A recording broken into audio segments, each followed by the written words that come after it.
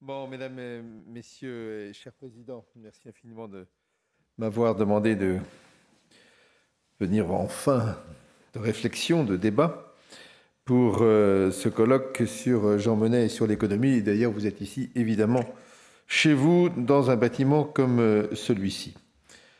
Évidemment, parler d'Europe, d'économie et rendre hommage à un des pères fondateurs de l'Union européenne dans ce ministère est plus que pertinent. Alors, je ne me risquerai pas, parce que je n'en ai pas la compétence, à prononcer un discours sur la personne, la vie, l'œuvre de Jean Monnet. Vous avez ici à la fois des gens qui l'ont connu intimement ou qui sont d'éminents historiens ou d'éminents spécialistes. Les qualités de ceux qui sont devant moi ou qui l'ont été hier, les sujets que vous avez abordés, me laissent à penser que j'aurai peu de choses à vous apporter sur l'œuvre économique de Jean Monnet. Aussi, je souhaiterais davantage poursuivre au fond les échanges que je voyais dans ces 2 ou 3 questions sur les priorités de l'Union européenne de demain. Bon, c'est un secret pour personne, la construction européenne traverse une période difficile. Si je voulais relativiser, je pourrais me poser la question de savoir quelles ont été les périodes où ça n'a pas été difficile pour la construction européenne. Il n'empêche, les crises se multiplient, et non seulement elles se multiplient, mais elles se superposent les unes sur les autres. Une crise financière, que chacun connaît bien, qui a occasionné une crise économique, et donc à partir de là avec des conséquences monétaires. Une crise de la dette souveraine, qui a eu des conséquences très lourdes pour la zone euro. Une crise grecque, maintenant des crises sécuritaires, des crises migratoires. Cette succession d'événements entraîne une poussée, je n'aime pas le terme de populisme, parce que ça pourrait donner le sentiment, je l'ai entendu d'ailleurs dans d'autres bouches, sur d'autres parties de l'échiquier politique, que le peuple serait du côté des populistes. Le peuple a le droit d'être intelligent, il est souvent beaucoup plus intelligent que les populistes eux-mêmes. Mais disons, une poussée de démagogie, une poussée de nationalisme, alors là le terme est le bon, alimentée par un certain nombre de leaders politiques. Il y a trop de discours qui présentent aujourd'hui la construction européenne comme la principale responsable des crises, comme l'origine de tous nos maux, et qui promettent donc aux populations, qui se sentent souvent dépossédées politiquement et économiquement, une reprise en main des destinées collectives par le repli sur soi, le repli sur des solidarités culturelles, sur des solidarités traditionnelles, et au final, bien sûr, le repli sur des frontières nationales, voire même infranationales et locales. Le vote britannique, que vous avez évidemment commenté, en faveur d'un retrait de l'Union européenne participe, de mon point de vue, à ce mouvement de contestation du bien fondé de l'Union et fragilise davantage encore notre projet commun d'intégration européenne. Il est néanmoins, je ne sais pas si c'est un nuage bordé d'or, mais il est en tous les cas un avertissement qui doit être entendu par tous. Chaque crise entraîne un débat entre les États membres et s'avère être un nouveau défi, éventuellement un nouveau départ pour l'Union européenne.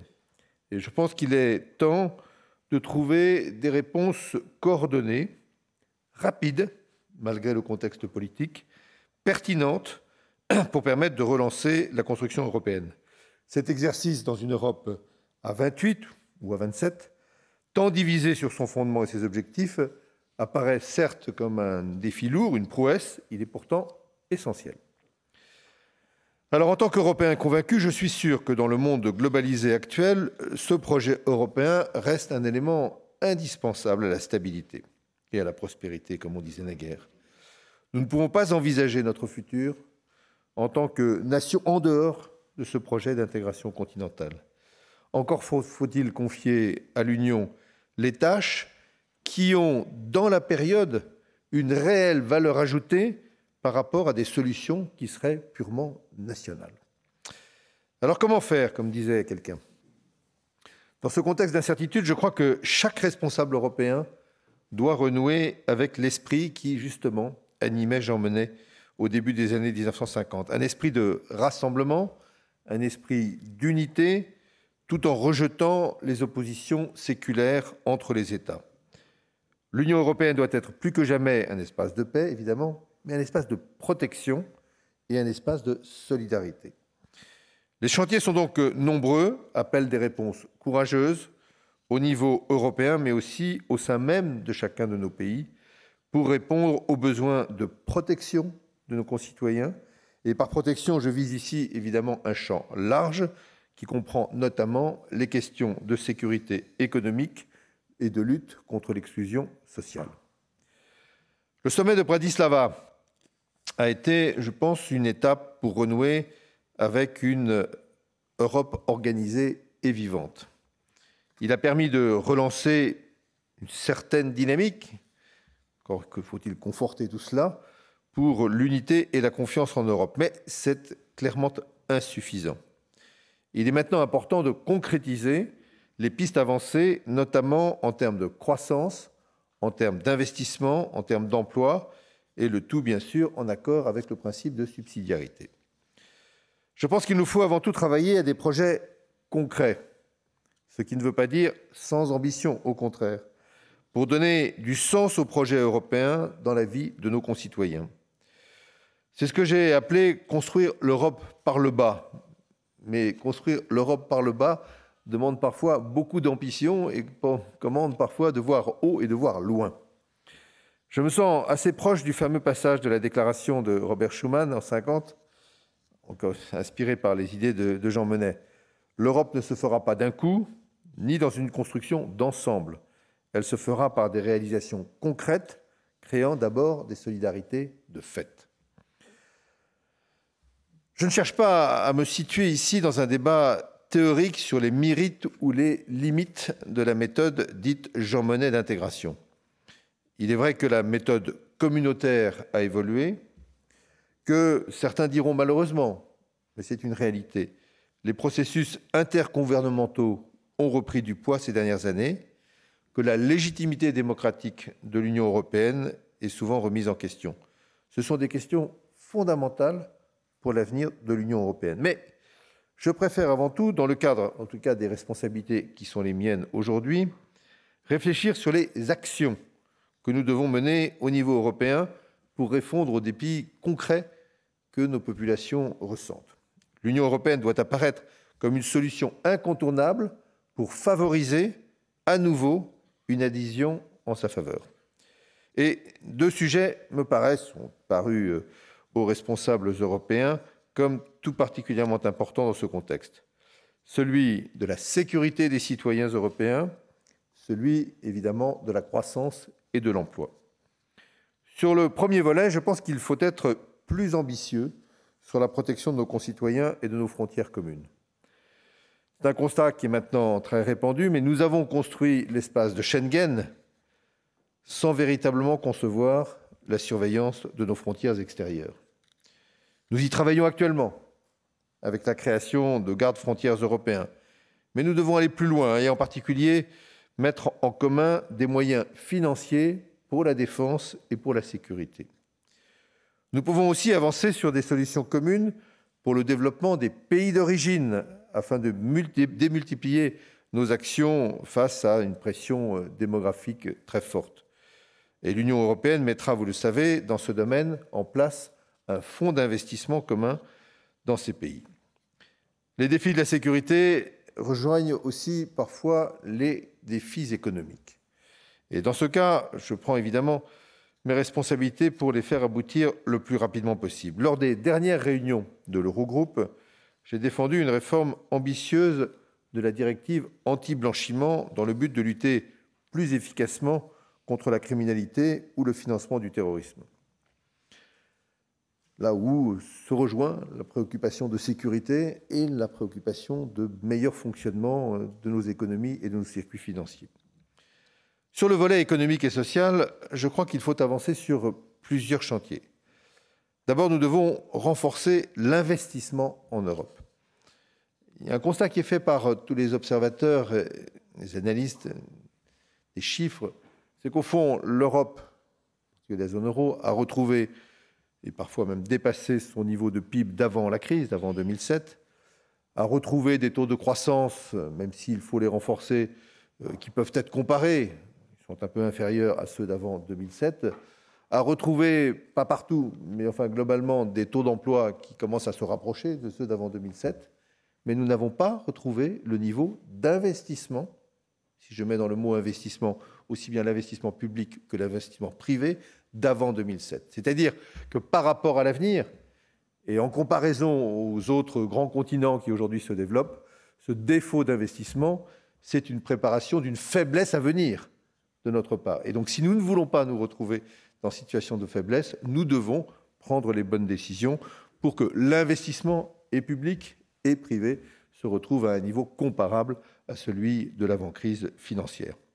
Vous savez bien que ce sujet a abouti à la mise en place d'un plan d'investissement européen qui a montré que nous pouvons proposer des initiatives efficaces pour répondre à cette problématique, mais les efforts doivent être poursuivis et la France défend, elle n'est pas la seule, le doublement des crédits du plan dit Juncker.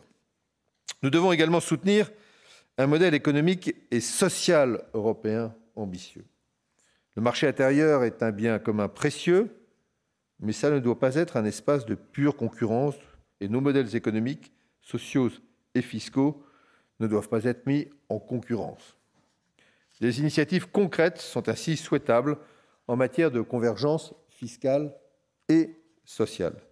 Il est essentiel de mettre fin à des comportements, comme on dit pudiquement, non coopératifs, qui nuisent à la confiance des citoyens dans nos institutions, au bon fonctionnement du marché intérieur. Tout le monde a en tête un certain nombre d'exemples de cette nature qui parfois portent des noms de fruits en anglais. Les propositions de la Commission sur ces sujets sont importantes, intéressantes. Je pense en particulier à l'assiette commune consolidée de l'impôt sur les sociétés ou à l'initiative qui a été prise pour un socle européen de droits sociaux. Je ne sépare jamais la convergence et la cohésion fiscale avec la convergence et la cohésion sociale. Ces actions concrètes peuvent, me semble-t-il, dans le contexte encore actuel, faire avancer l'Europe et faire reculer les démagogies et les nationalismes dans chacun de nos pays. À chaque crise, l'esprit de Jean Monnet est invoqué avec raison afin de trouver des solutions. Dans le même temps, ces actions concrètes n'excluent pas évidemment de poursuivre les discussions, les réflexions, les propositions sur des sujets plus structurants. Je pense notamment, évidemment, Pervenche vous en a parlé, aux questions de l'architecture de la zone euro.